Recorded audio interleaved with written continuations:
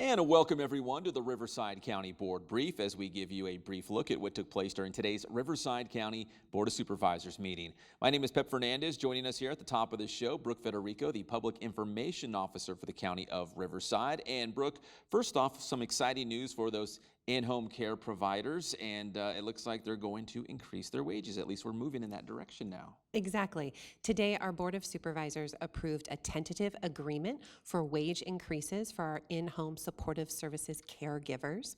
Now, these caregivers provide an absolutely critical service. They're providing support for elderly or disabled residents so that they can stay safely in their homes and out of either an assisted living facility or a hospital. I think a lot of people really want to stay in their homes. They just need additional support to do that. So what happened today is the board again approved a tentative agreement over 3 years. These workers are set to receive $2.50 increase to their current wages.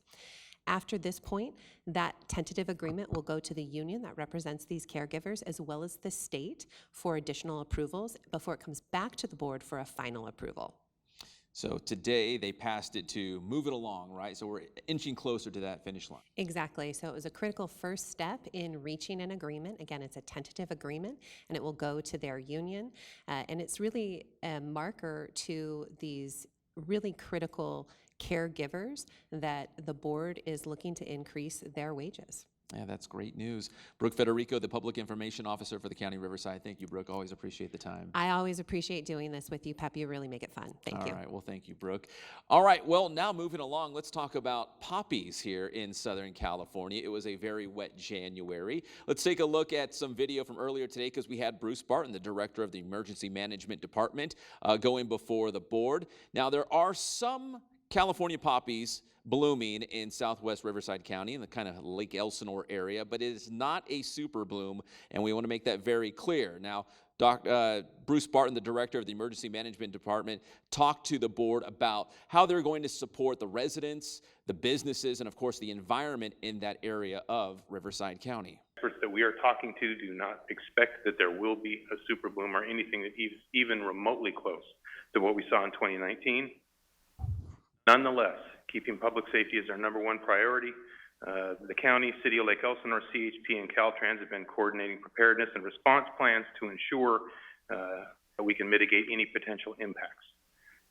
We're working with some of the lessons learned in 2019, dusting off those plans. We have an incident action plan that we have in place, the city has, and that is in cooperation with the city, of course. The objectives of those planning efforts are public safety, minimizing impacts to residents, businesses, and the environment. All right, that was Bruce Barton, the Director of the Emergency Management Department. Now, shifting gears, we also had a chance to check in with Mark Lancaster, the Director of Transportation here for the County of Riverside. Today, during the board meeting, they presented to the board that there's 3 notice of completions on different projects across the county, including slurry seal, road widening, and other projects taking place. Mark Lancaster has a recap. The first project is a signal project in District 1 at Washington Street and Saddleback. That project is a needed project due to the volumes and delays in that area. It will help not only keep the traffic speeds within the speed limit, but it will also help improve operations on Washington Street and Saddleback Road. The second project that we issued a notice of completion on was a slurry seal and Americans with Disabilities Act ramp project.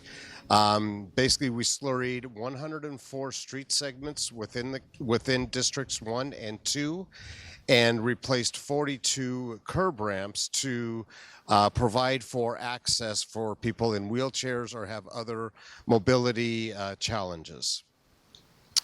The third project that we also issued a notice of completion on was for a sidewalk and road widening project known as the Carver Tract, which is out in the Coachella Valley next to the city of Indio, kind of bounded by Van Buren Street and Avenue 48 on the south and Van Buren Street on the west. This particular project is probably one of my favorites only because it will provide much needed safe path of travel for students going to elementary school and the schools in the area. It'll also provide for the local community to provide, again, safe walking paths to local markets and transit bus stops, things like that. So those are the 3 projects that we have completed, and the Board of Supervisors approved those notices of completion, and we're on to doing more good work within the County of Riverside.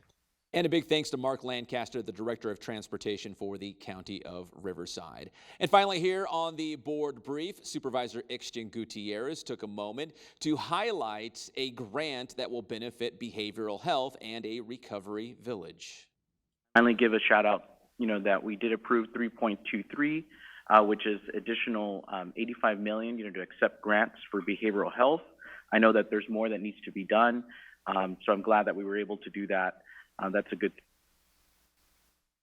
All right, thank you, Supervisor Gutierrez. And that's going to wrap up this edition of the Riverside County Board Brief. My name is Pep Fernandez, and we'll see you next time.